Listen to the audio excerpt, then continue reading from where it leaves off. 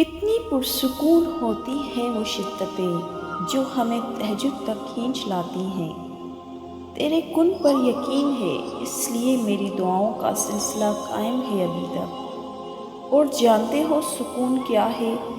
اپنے رب سے اکیلے میں بیٹھ کر گفتگو کرنا۔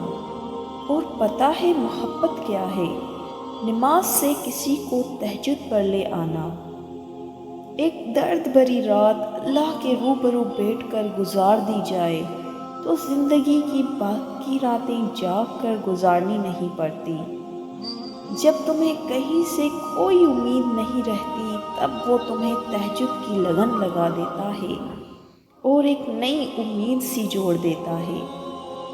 تمہیں کیا لگتا ہے کہ جب رات سونے کے لیے بنائی گئی ہے اور شخص سکون کی نیند سو رہا ہے تو کیا تمہیں بلا وجہ جگائے ہوئے ہے؟ نہیں، یہ تڑپ اللہ ہی نے پیدا کی ہے۔ ہر چیز نصیب کا حصہ ہے، پھر چاہے غم ہو یا خوشی۔ ہم سوچتے ہیں کہ ہم خود اللہ کی جانب جاتے ہیں، حالانکہ ہمیں تو اس کی جانب بلایا جاتا ہے۔ تہجد سے تقدیر بدل جاتی ہے۔ تم راتوں کو اٹھ کر اللہ سے مانگو تو صحیح۔ جو کہانی تہجد تک پہنچ جاتی ہے پھر وہ کبھی ادھوری نہیں رہتی۔ چاہت سے نصیب تک کا جو فاصلہ ہے وہ بس ایک دعا کا ہے۔ تہجد کے سجدوں سے نصیب بدل جاتا ہے۔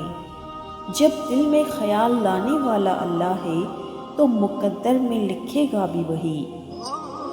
جب آزمائش میں ڈالنے والا اللہ ہے تو آزمائش سے نکالے گا بھی وہی۔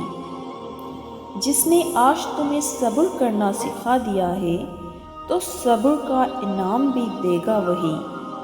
جس نے دعا مانگنے کی توفیق دی ہے تو دعا قبول کرے گا بھی وہی۔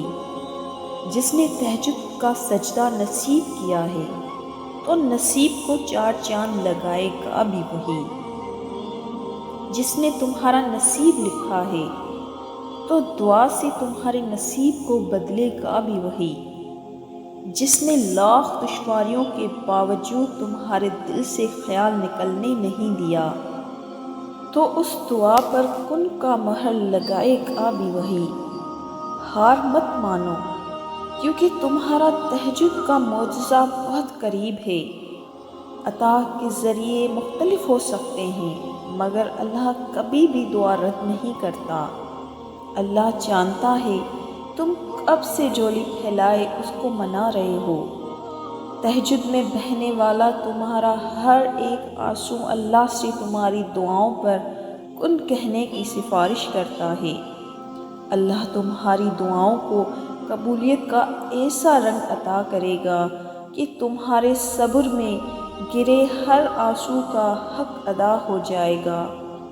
اللہ کا تمہاری من پسند چیز سے تمہیں آزمانا بے وجہ تو نہیں۔